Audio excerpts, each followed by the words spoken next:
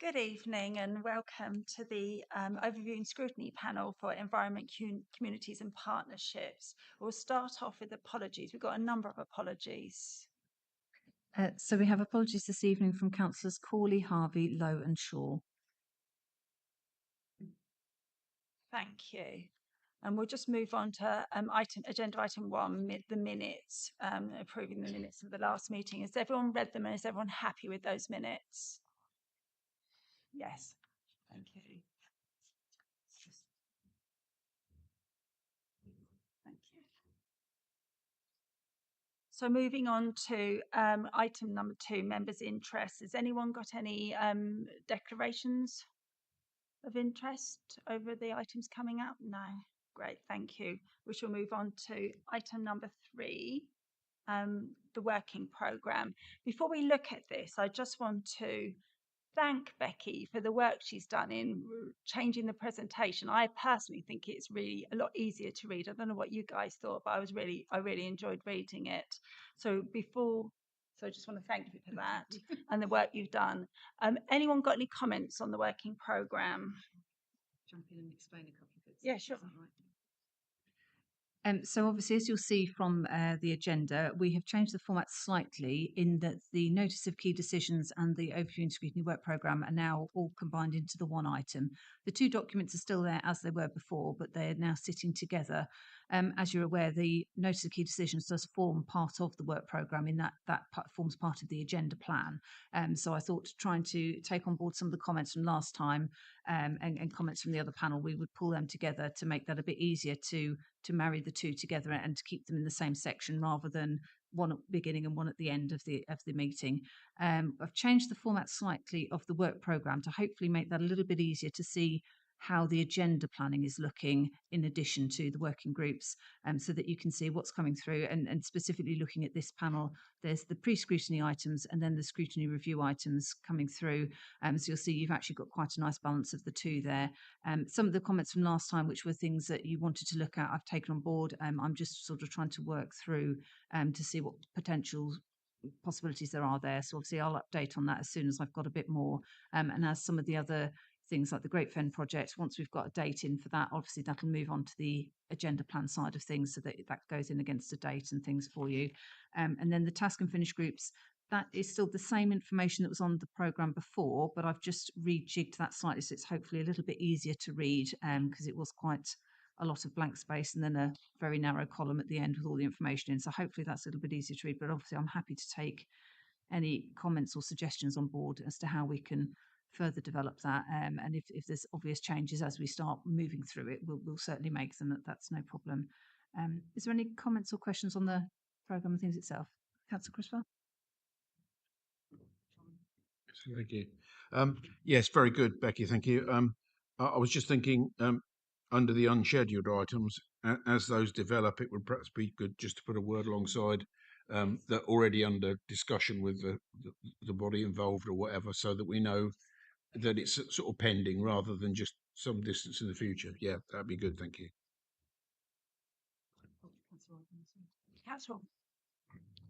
Thank you. To follow Councillor Criswell's point, I think there's a lot of talent in our panel, and there's bags of ideas that have come through from across the groups, and I think there's some cracking things we could get our teeth into. So as soon as we can crack on, the better. I agree. So has anyone got any further comments about the work programme or notice of key executive decisions? So let's move on to has anyone got any discussions for future planning items for the work programme? Nothing from last time.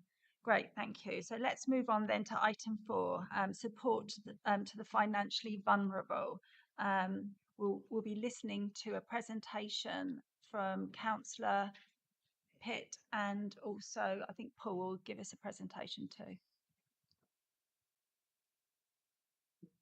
Good evening, everybody. Great to see you all. So I was in the car on the way here a few moments ago, thinking how to introduce this report and digesting a somewhat experimental stir fry that I'd produced from the whatever I could find in the fridge and served up to my rather nonplussed family. And it got me thinking about systems thinking. I suspect you're all broadly familiar with the expression, but I'll try to do my best to summarize what it means. So back in the Age of Enlightenment, in the, I think, 17th and 18th centuries, people kind of realized that things happen for a reason. And so you had cause and effect, and if A, then B, and if A plus B, then C. And that's been pretty helpful in helping us understand the world. And systems thinking doesn't reject that, but it goes a bit further. So it says that actually maybe C creates a bit more of A and a bit less of B, and the whole thing is not really cause and effect, but you've got a load of interacting elements. And it's not helpful to think about just A equal A, if A then B. You've actually got to hold all these things in your mind at the same time to really understand how they work together. So I think that's quite relevant to my stir fry and also to the report today.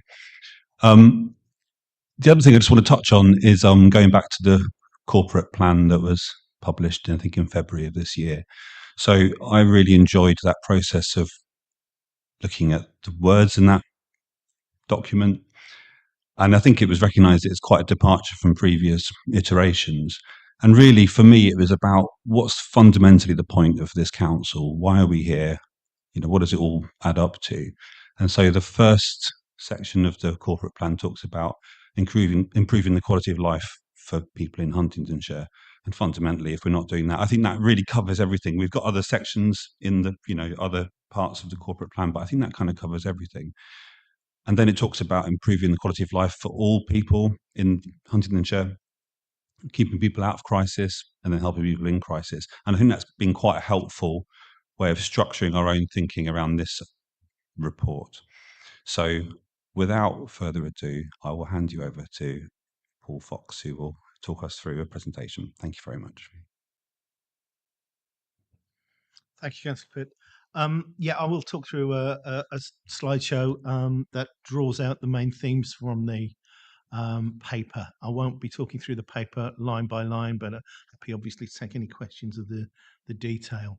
So the next slide just shows priority one of our corporate plan. So why are we doing this? Why are we interested in financial vulnerability? And the financial vulnerability piece is part of the improving happiness and well-being, keeping people out of crisis and helping people in crisis.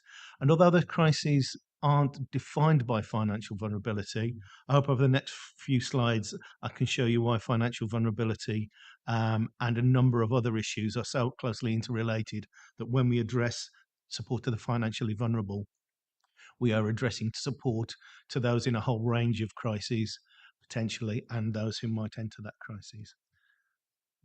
But what this report isn't, which is to ask you to consider and comment on, it isn't a performance report. So on the next slide, I just want to remind members that there are actions set out in the corporate plan at the tail end. This report, as you will have seen on reading, is not a update on those actions per se. The Performance and Growth Scrutiny Committee receive a report on the outcomes framework that is based on those actions in the action plan, and that will be due to go. Quarter two update on that is due to go to the next meeting, and then goes to cabinet. So I'm not repeating that here. Rather, I am looking at those actions, and I will be setting out, putting a theoretical basis around why those actions are important, because they can read like a rather disconnected set of actions. They are not.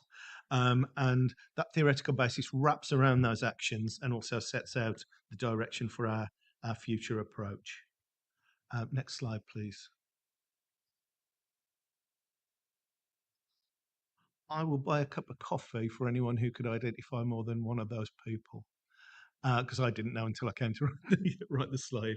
The gentleman in the middle is Henri Baron de Hominy, and he was a French general, one of the founders of modern military thought.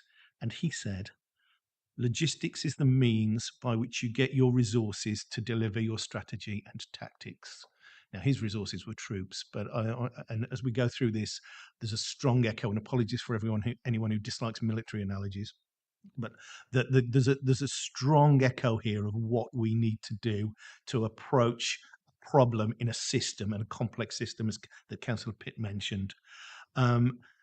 And the reason the gentleman on the right, who's General Burrow, was Commandant of the Marine Corps between 79 and 83, one of his quotes, again, that I think really resonates: amateurs do tactics, professionals do strategy, winners do logistics. And we have been stuck for quite a while in the strategy and tactics. We start a new project when we see a problem. That's a tactical response. We write a strategy, but we don't really coordinate the resource available to us. And that's why Einstein is there, because of Einstein's definition of madness: to continue to do the same thing and take the same approaches again and again and again and expect a different result is verging on what Einstein called madness. Slide, please.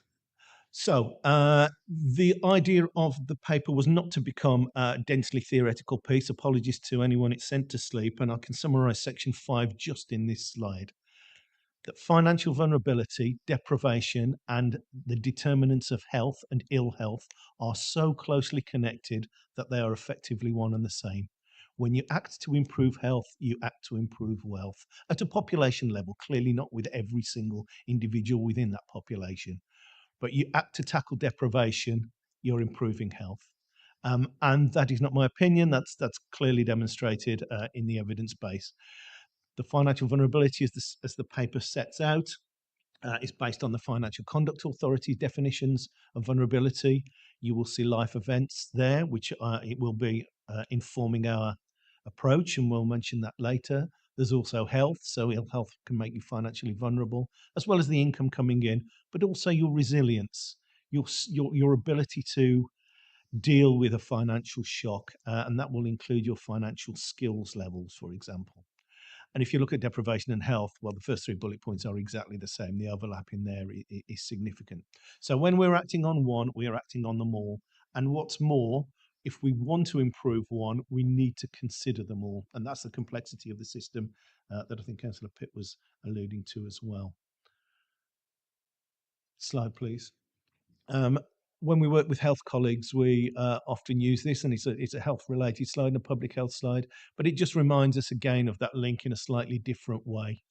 At a population level, only 20% of health outcomes are related to the healthcare system. And as much as we love the NHS, and I'm part of it, and this is an American slide because there's a dollar at the top, but I think it's quite an illustrative one. Access to care and quality of care only relates to 20%.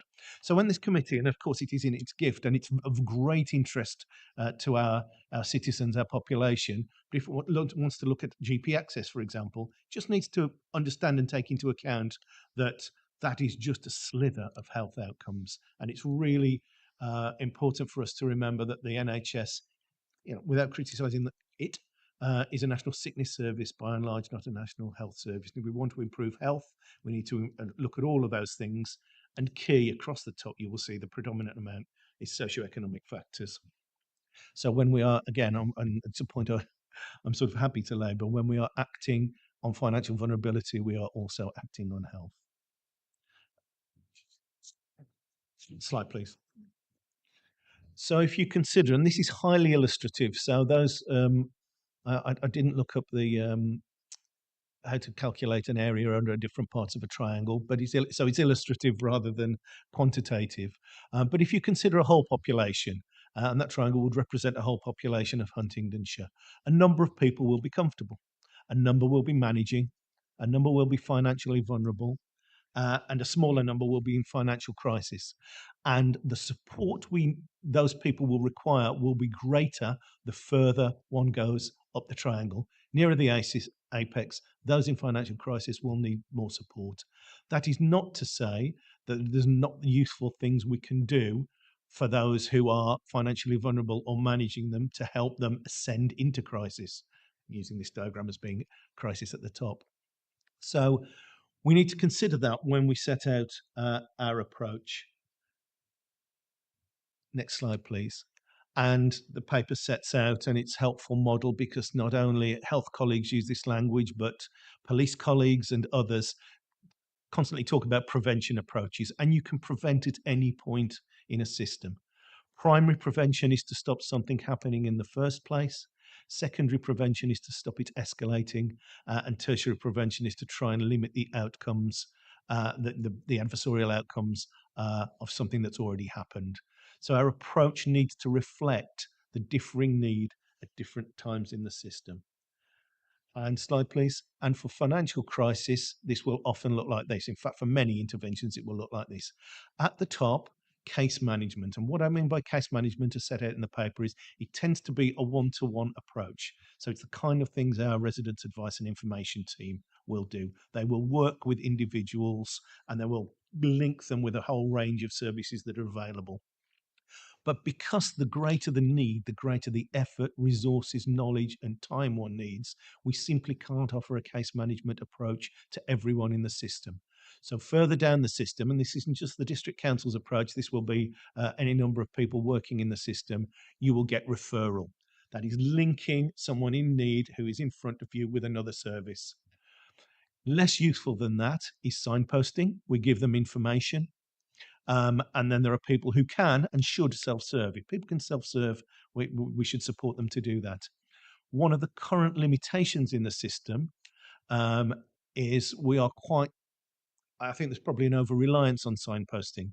And I just ask committee to reflect that when we signpost, although we talk about that all the time, and it is definitely better than nothing, we are effectively turning people who are often in front of us seeking support into self-servers. We're asking them to go over there for this service, go over there for that one.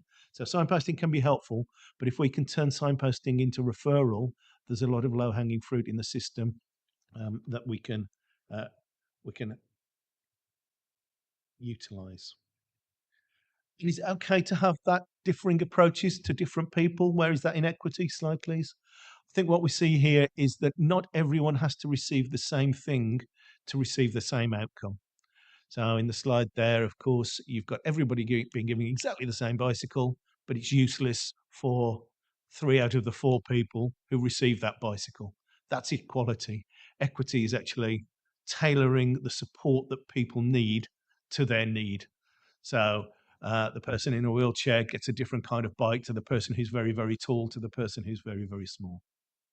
And that's the approach, and it's perfectly okay for us to take that approach when supporting the financially vulnerable using the coloured triangle as a guide for our action. Next slide, please.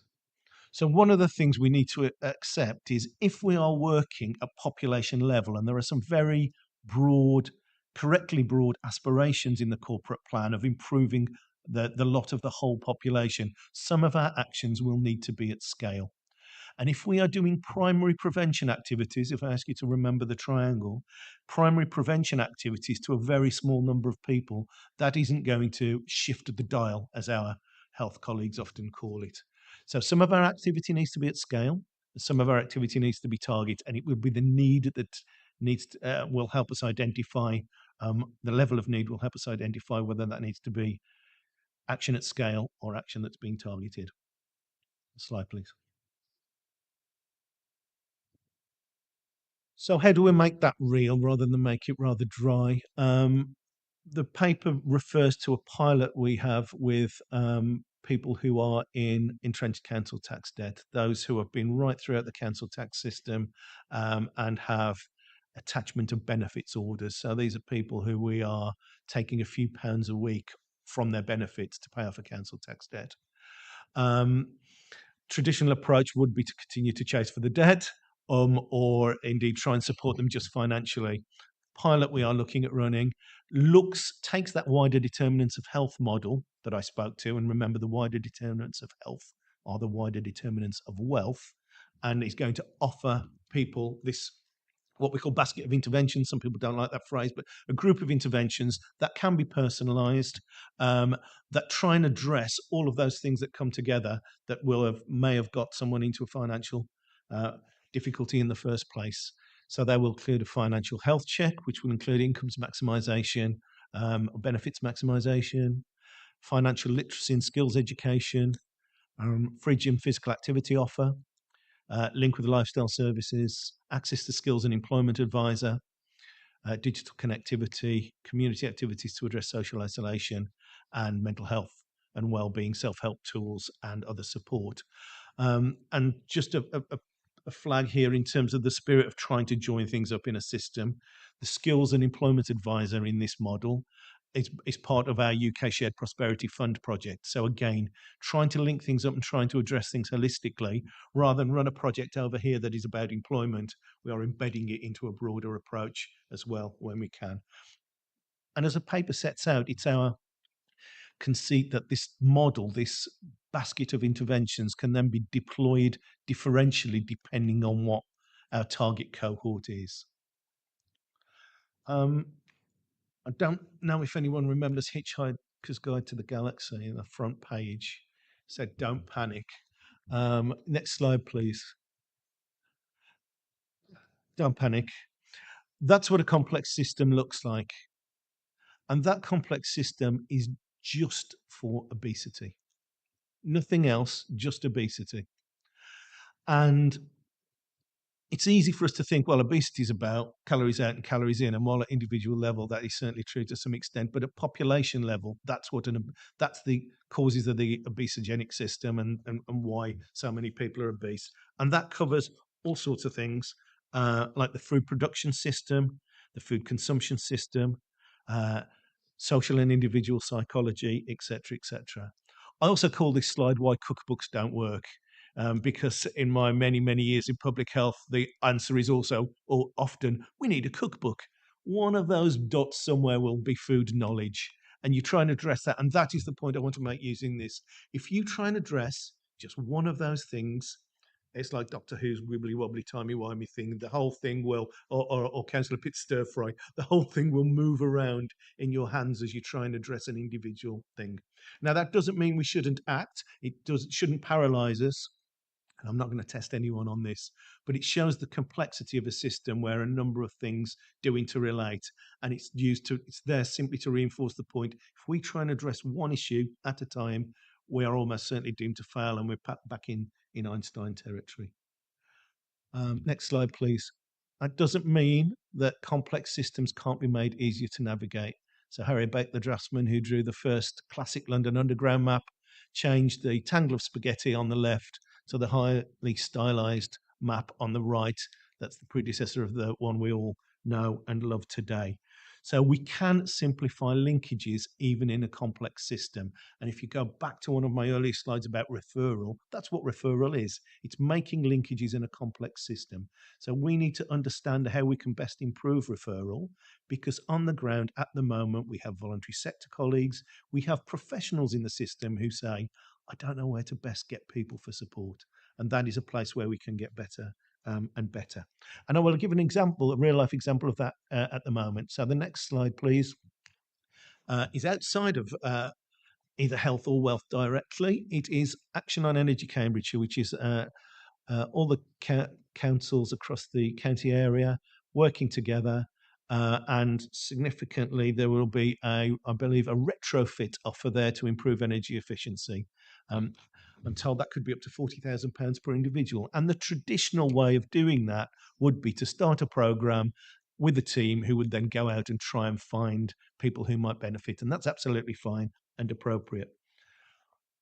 What we're doing on top of that, in terms of trying to link things up, which may seem blindingly obvious, but sadly across not just our system, but everywhere, isn't as done as systematically as one might hope, is to say, how can we link things up where people are already presenting to us? Winter is coming. There will be more warm spaces, probably called community spaces this time round. That's where this project can find people. People have been approaching the County Council's Household Support Fund for 3 years now, saying, I can't afford to heat my home.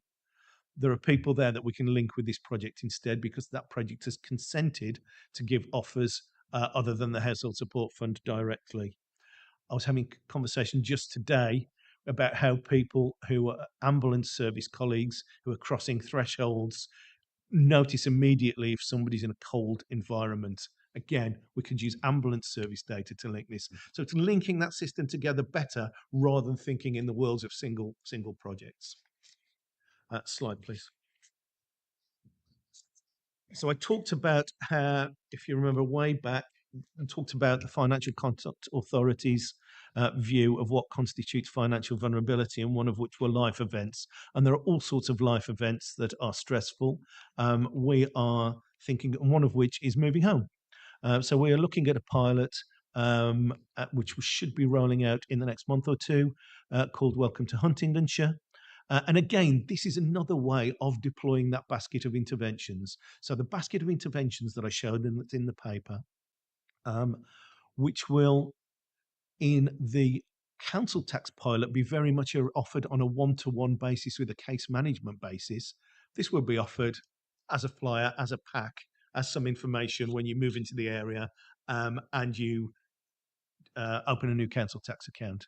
So again, this is using information from elsewhere in the organisation, council tax data, based on theory that life events and stressful life events contribute to financial vulnerability, and saying, how can we put those things together and take action? We take the basket of interventions, we offer in a different way. It'll simply be web referrals in this particular case, or web signposting, but we're able to see if people pick those up. And, you know, we'll offer some free gym activity or free one leisure activity and see if people pick those up as well, which is a good marketing ploy for one leisure potentially as well. Slide, please. Again, there are other ways that we might seek to deploy our basket of interventions. We have committed with our integrated care system colleagues to doing some targeted work on the Oxmoor estate. We know where a lot of the expenditure is on the Oxmoor estate based on council tax support. And we have identified a number of streets, postcodes, where people might benefit best from the basket of offers. And again, the deployment will be different. We are just talking to colleagues in the system and our voluntary sector colleagues about how we do that. But at the moment, we are simply considering going and knocking doors and saying, how are you? How are things for you? Do you realise the support offers that are available? And some of that's based on some work. We're hoping to learn from some work in Camden at the moment, where I believe they are knocking on every social housing property, the door of every social housing property in the borough. So again, deployment of broadly the same package of interventions in a different way based on its target cohort. Next slide, please. So that's not to say, and this is a bit of a summary slide really, that's not to say that we can't do things and ourselves rather than just join things up, but it is important to recognise how much support is actually in the system. Many people will recognise that. But we do have some offers that we have more direct control over. We commission Citizens Advice Bureau to provide support. We do have our resident advice and information team, and we do link quite closely with our county council colleagues who not only administer the household support fund, but often provide some individual support and what I call more assertive signposting, I think, rather than case management to a subgroup of people. If you take those services together, there's almost certainly room for improvement through better either coordination or consolidation of the offer. Don't know what that looks like. It could look like one delivery unit. It could just be about improving the flows between, and we are currently looking at use of those three services and flows between. That's nothing to do with the resourcing of any of those, although I should note that both our offer and the county council offer is on non-recurrent resource. And so that's an issue for us going forward if we want to double down in this area and really try and move the dial at a population level. So that's our do, if you want to take the language of the do, enable, influence. I think making a simple referral default option, we can work to enable that, and we have got facilities like We Are Huntingdonshire where people can more simply, VCSE partners can more simply refer into our residents' advice and information team. And then there's also influence. Can we make self-service a little bit better? Self-service has a number of barriers to it. You have to be aware of the information available, and we often try and sort that barrier out by making resources more accessible. But we need to remember that there's an access issue as well, either connectivity if it's a web resource, literacy if it's a printed one. 17% of adults have functional literacy problems, self-motivation and resilience to actually be bouncing around the system, trying to navigate oneself. So that is a broad overview about making referral default option, as I mentioned earlier, being the lowest hanging fruit, improving self-service, consolidating and coordinating offers where we have the ability to do so. And just to finish on that sort of do, enable, influence, and giving another sort of live example of how we are doing that. Slide, please. We've got some activity around frailty and cardiovascular disease prevention funded directly by the integrated care system. And we're going out to our voluntary sector partners and we are saying, look, this is do and enable space. We can deliver it ourselves through Active Lifestyles team, but our open offer to VCSE groups is that they can deliver that activity themselves if they wish, and we can either give them a resource to do so, we can even train someone up to do so if that's something they wish as well, or they can just identify the need and we will go and deliver where they are. So it's either in the community or by the community, as well as through our provision at one leisure centres and things like that. And we're even experimenting with incentivising VCSE organisations to identify residents to take part in these activities. So finally, that's the broad direction of thrust, and thank you for your patience. I hope that's taken you from why the financial vulnerability work and all of the health work, and the question at the start may have been, why is free gym membership good for financial vulnerability? I hope I've put the logic together to say, actually, a free gym membership for a short period of time to try and get somebody engaged in physical activity is a reasonable intervention for financial vulnerability. We will continue to pick up themes in the revision of the community strategy, which is due by the end of this financial year. And of course, the place strategy, which has a health embedded theme running through a health embedded journey, which is a much longer time period and runs up to 2050. I'll stop there. Thank you. Thank you, Paul. I found that extremely interesting. Did you want to speak before? Yeah, I mean, yeah, that'd be great, actually. Thank you. Sure. So, yeah, thanks very much for that, Paul. That was really brought it to life for me once again. I just wanted to come back to systems thinking. I promise I won't start talking about my dinner again. But so I attended a really interesting keynote speech about a year ago by a woman called Debbie Sorkin. I recommend you Google her name and find her, YouTube video. And her expertise is systems leadership. And the question she posed to the room was, how do you influence outcomes when no one's in charge and everyone's got a different idea about what's important and how you do things? It's a really good question. I think we can all relate to it in many aspects of our lives, and I think it's really relevant here. And if I hopefully won't misquote her too terribly, her answer was, first of all, you need to be really clear about what you're trying to do and why, and then you need to be really open about the route to getting there. And then the third bit of advice was just try stuff, be quick, give it a go. If it doesn't work, try something else.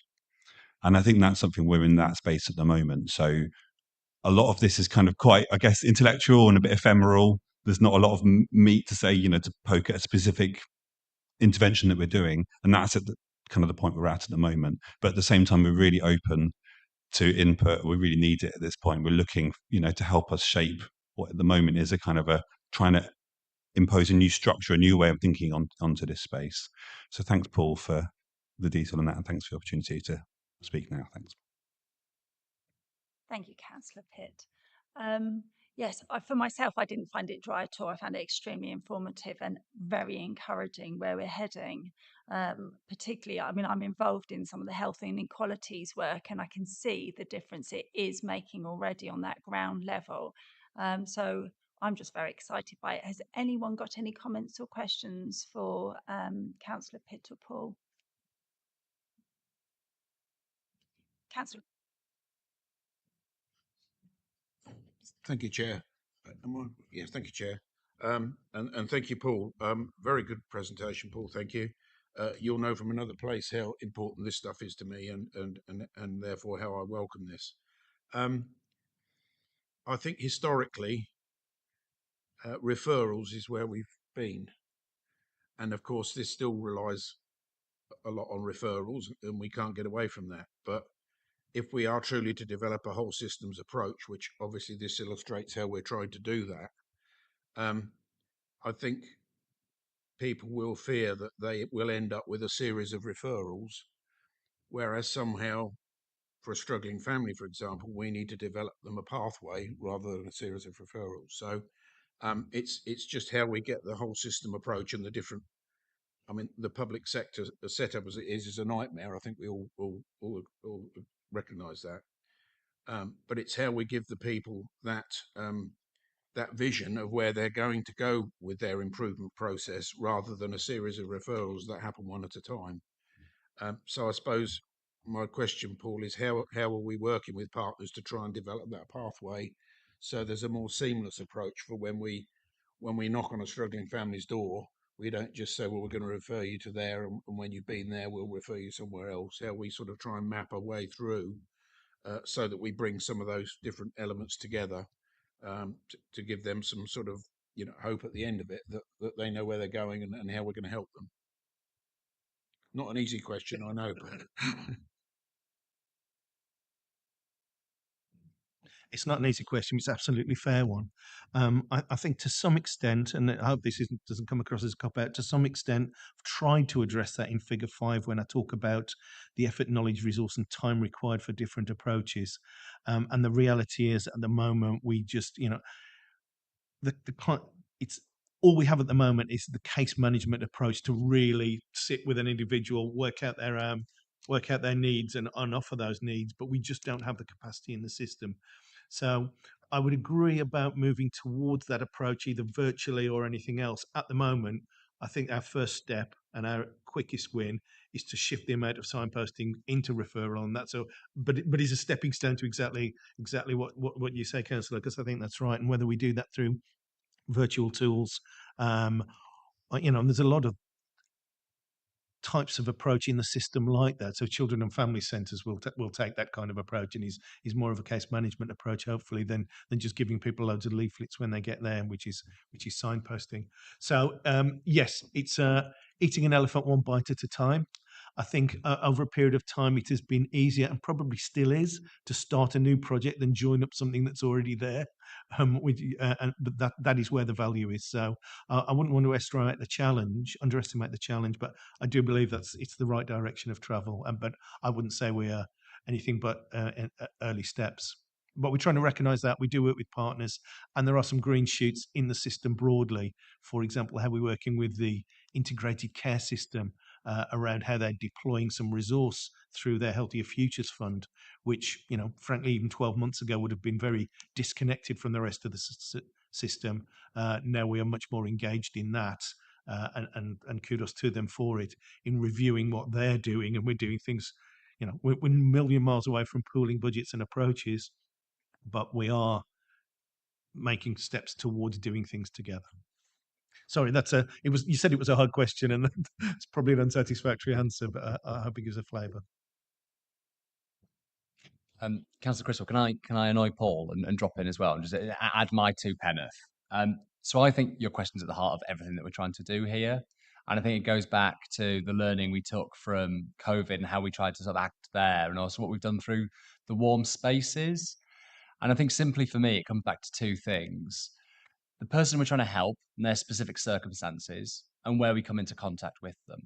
So to give you a couple of examples of that, Paul and I were at a meeting today with the integrated care system, looking at their duties around prevention and how they work more holistically to move things forward. And at the moment, when people are discharged from hospital, largely they get a clinical discharge summary that goes to their GP.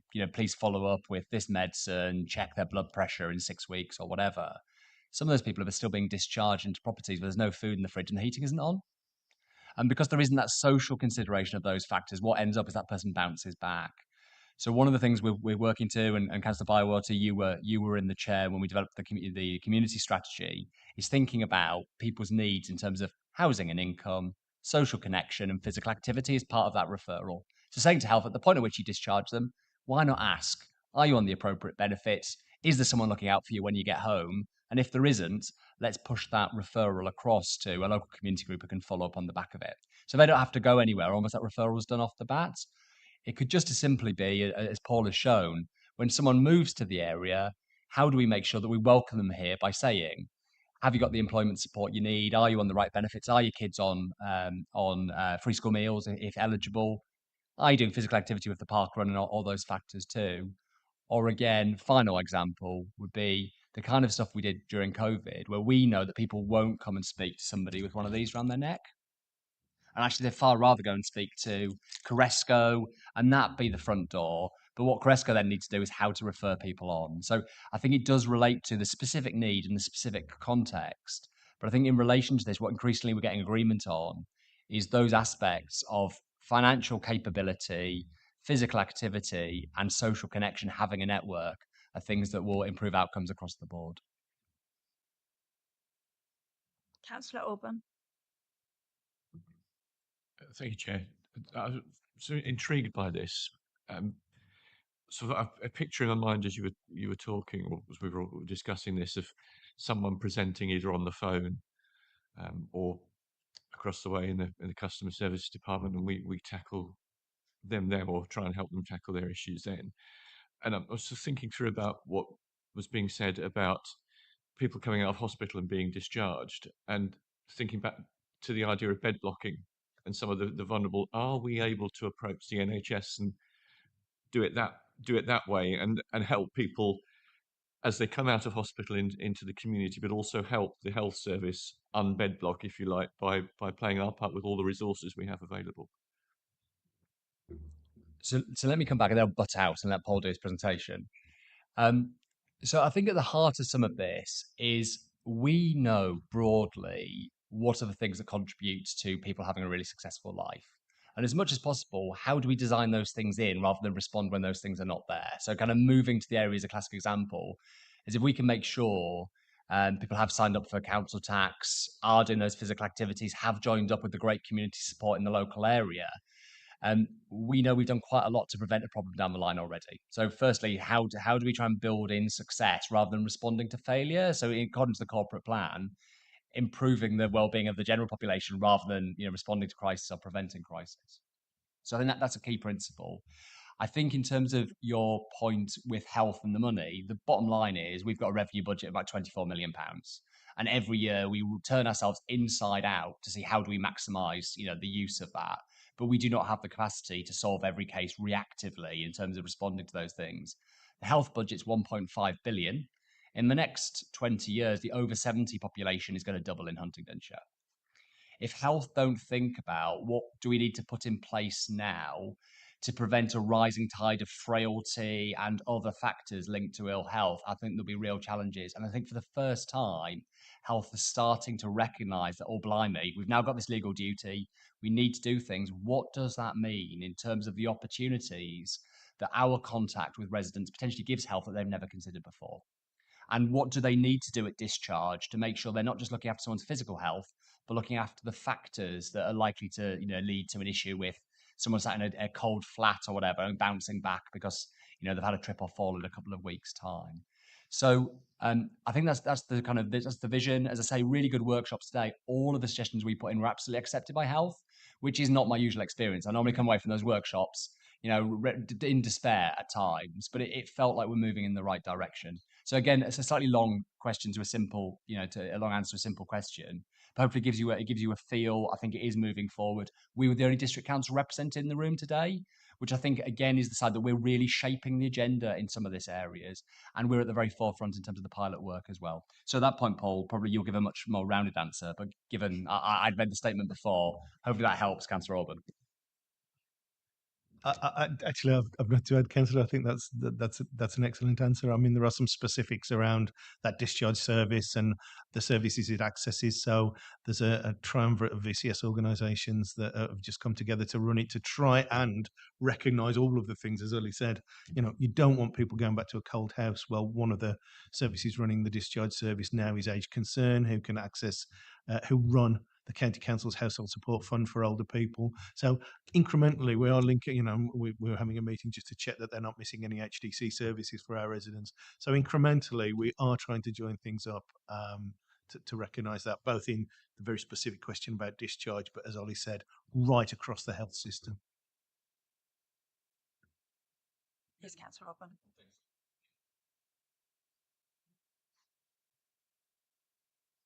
There we go. Just to follow up on that, I'm just seeking a bit more clarity and reassurance that the health service can come to us rather than wait for the discharge and the person is out of hospital, that they know that they can come to us beforehand and we can offer them a service, whether it's an elderly person coming out of hospital, someone being just discharged with a new baby. They don't wait for the problem that they know we can work with them either in the hospital in person, or our customer care team can work with them while the patient's still in the hospital rather than when they're out. The service that's come together as the three VCS organisations, the VCS Alliance, I think they call themselves, that work in that discharge way, are commissioned in health to provide that service. So they are VCS organisations, but it's not a voluntary service. They're providing that service under payment. In fact, I had a long conversation with one of the VCS colleagues today about just going to double check that they are aware of and can access the help and support we can provide as part of that service, and they can link into it as easily and seamlessly as possible. Councillor Pitt.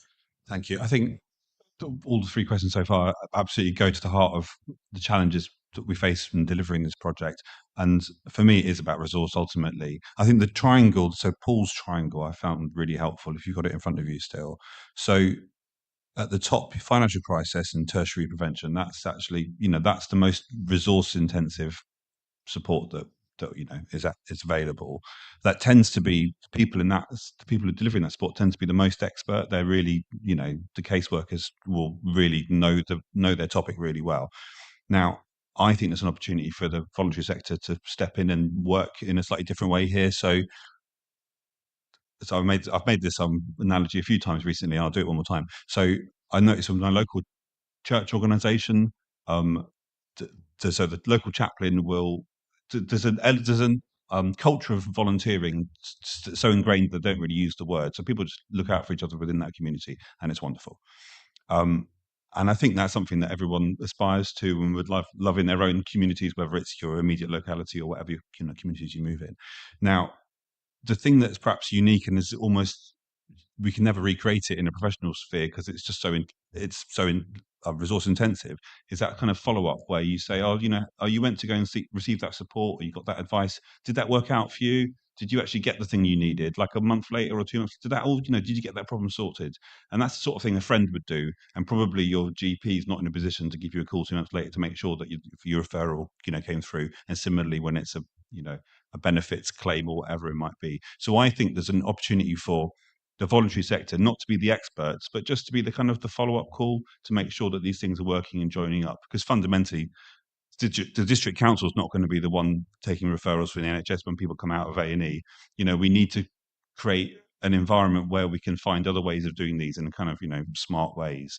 And so I don't think we've quite got all those answers yet. Well, no, I think we definitely haven't got all those answers yet. But it's trying to find sort of ways in that we can try and tease out, and there might be a whole sort of, to use that word again, a basket of solutions to these intractable problems. Thank you. Councillor Bywater. Oh, look at that, first time. Brilliant. Thank you very much. Paul, great presentation. I hope the French general wasn't in charge of the French during the Battle of Trafalgar, but we won't go into military history.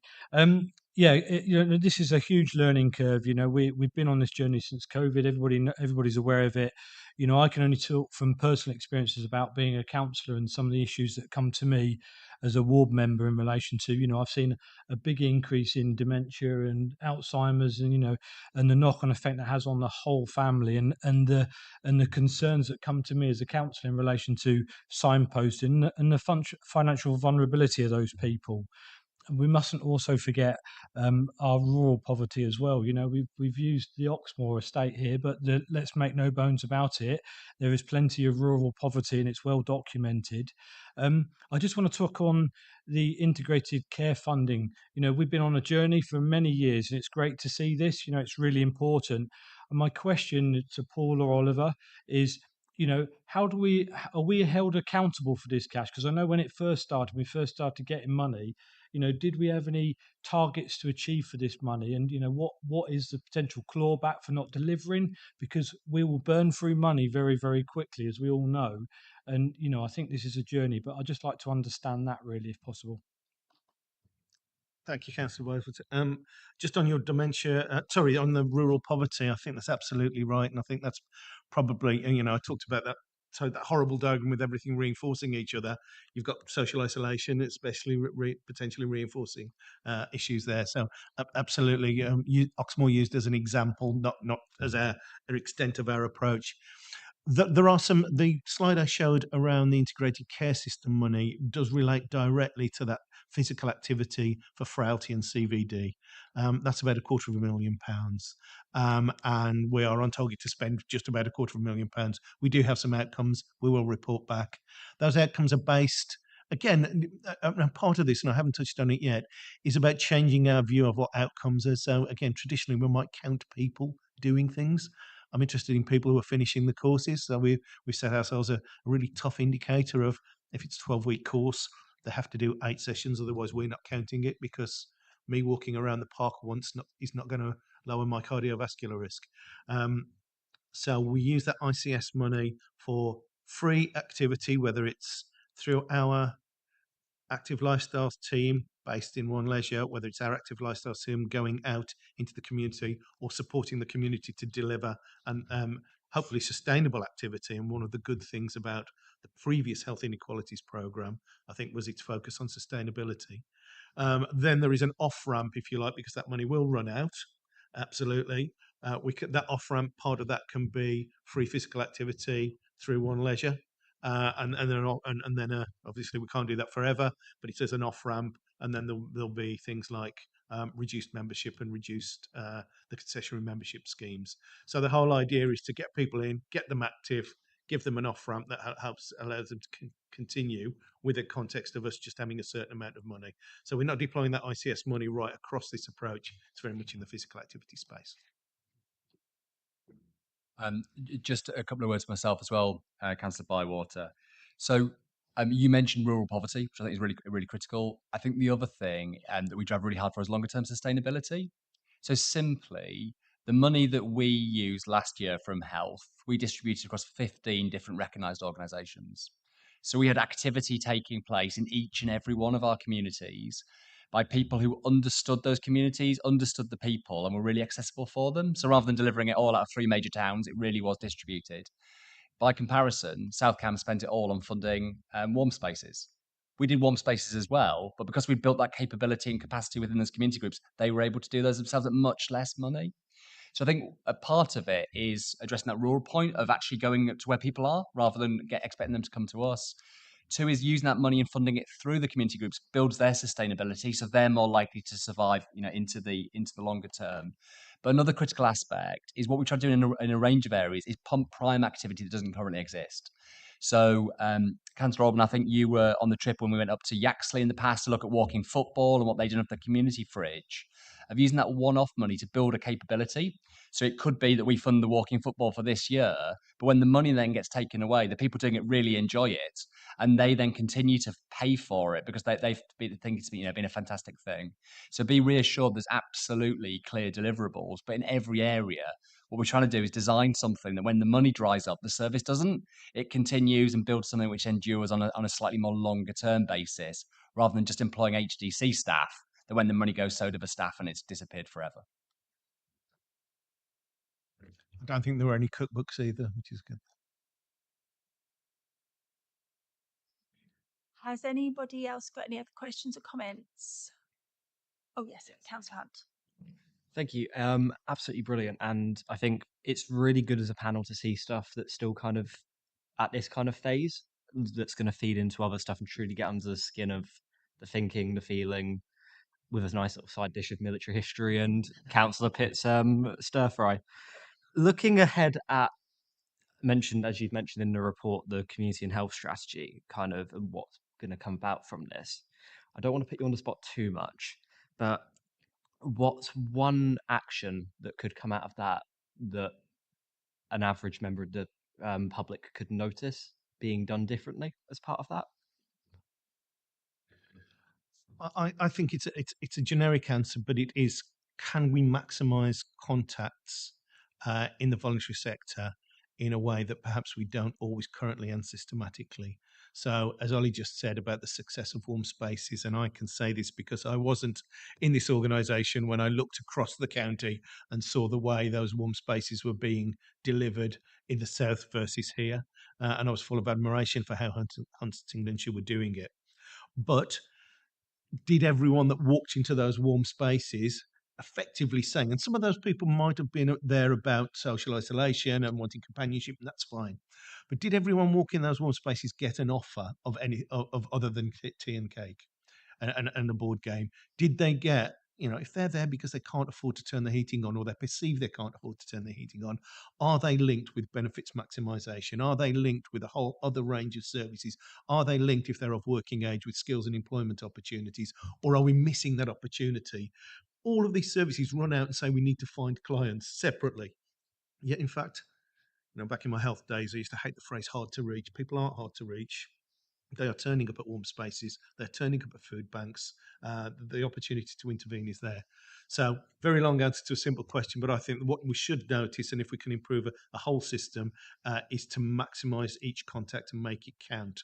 That's a challenge. People are volunteers. They don't want to walk around and be trained on absolutely everything in a complex whole system. But I think that's where we could make some impact. Councillor Pitt. I'll have a go at this question as well. So I had a very enjoyable conversation with Mr. Fox earlier this week about this question of, what's on the table for the community strategy. And I think we're looking at a refresh rather than a rewrite. But I do like to go back to first principles and say, what does community mean to people? And I think I've got my own views, and I'll no doubt be pushing those heavily, but actually I want to talk to all of you, and maybe we'll come back and have this conversation or have it informally. But, what actually does a good community look like? And I think it's easy to assume we all understand it. And when you've got such complicated cogs in motion, we're just down in the coalface doing the sort of things we do.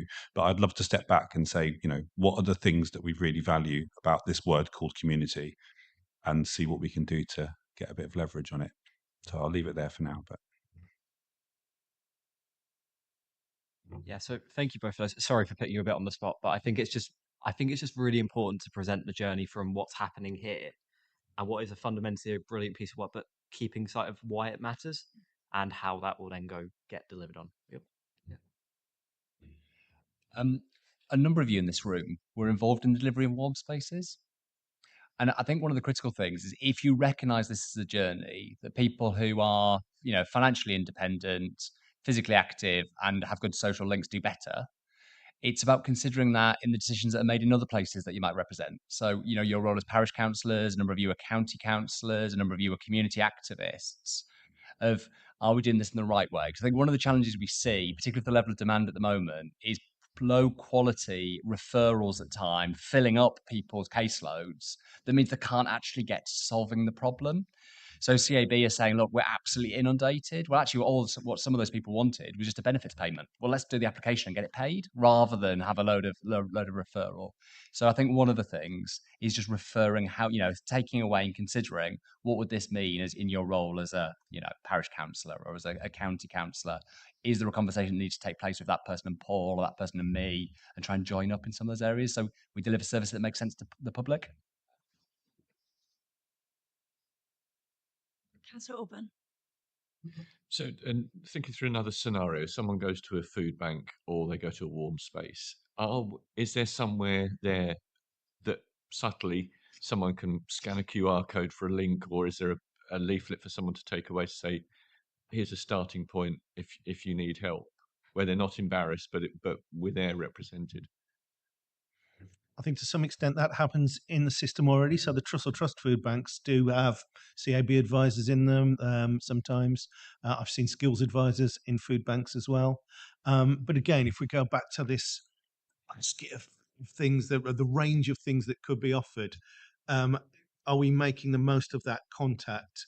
Are we saying, oh, CAB are here, so we can talk about your benefits, or skills are here, so we might be able to talk about that? The improvement would be CAB are here, they're experienced in benefits, but they know exactly how to link you with the skills offer and everything else, and vice versa.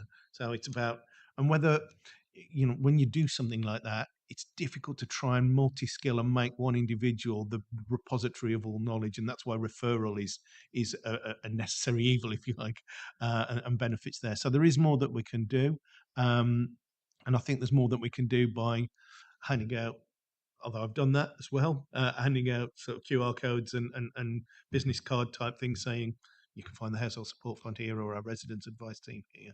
So absolutely in our and I think it may mention it in the paper, I don't know, but in our deployment of what we're now calling the basket of offers, absolutely it will be involved. Okay, let's talk to warm spaces. How do we best get those, link people with those offers in the warm space? And that might be different warm space to warm space. Go to a food bank or a community fridge. How do we best link? The answer might be a leaflet, a QR code. The answer might be having someone there on the day of the week they operate. So there's a little bit of horses for courses, but absolutely the intention, I think, behind your question we are trying to address. Could I coax you out, Councillor Cadwary? Because I think like one of the really good examples of a touch space for me is the Oxmoor food fridge. So it's a real example of leveraging what was done by Kevin and the team up in Yaxley, replicating somewhere else. But initially, people go because they haven't got food and they access food. But that grew to support around books for kids, benefits referrals, a whole host of other things that really has put you at the heart of the community, hasn't it? Yes, people come on a Tuesday, and also we've got officers from District Council there. Charlotte Diaz, Community Development Officer. If community got wants to know any information or need help, they know they can come down on a Tuesday and speak to an actual officer for District Council. If she doesn't know, she can refer them to the right officer at HDC. And also we're doing also the multi-sports sessions for kids, and we've got another one on the 23rd, and all the kids are actually enjoying it, and because you've got another one, some people come back again saying their kids are very, very happy, they enjoyed the last time, and they're over the moon with it all. But a lot of people do come down to the fridge, and it's benefiting a lot of the community. Thank you. That's brilliant. And I think one of the words you use, and I think, as councillors, you're so much better at this at times than we are as officers, is the kids really enjoyed it. Is every time I go to a health meeting and they say, come and do physical activity to prevent obesity, I'm like, I can't remember any child that did football because it eased obesity. They did it because they wanted to have fun with their friends. And let's focus on the reason why they want to do it, even while we're conscious of the benefits that come from it. And I think that's one of the skills that we need to be better at. Of as soon as you say obesity or poverty, most people would turn off instantly. How do you present this in a way that isn't judgmental, that makes people want to access them? But we all see the the benefits that flow from that.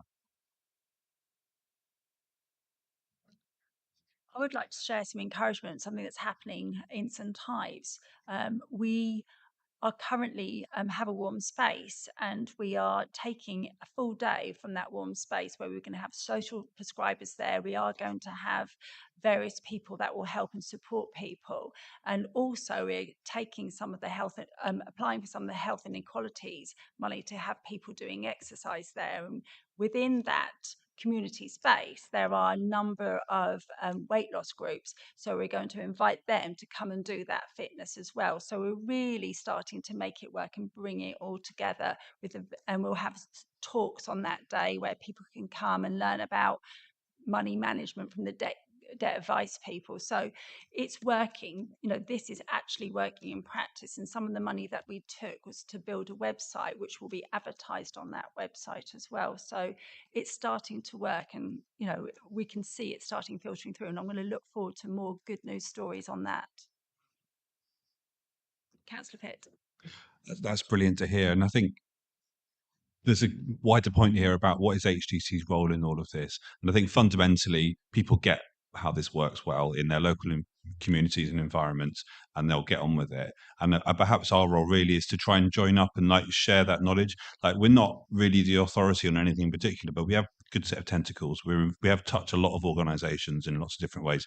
That sounds slightly unfortunate, but so I think we've got opportunities to spread good practice, to share ideas, and hopefully we can do that in a in a way that brings ideas together, and not try and lecture people, this is how you do the job that you're already doing, because that's the last thing we want to do. We know that people are doing this really well already. We just want to make sure that the best practice is replicated across the district. Thank you. Any other comments or questions? And on that positive note, we will be drawing this meeting to a close. Thank you for your attendance and your comments and contributions. Thank you.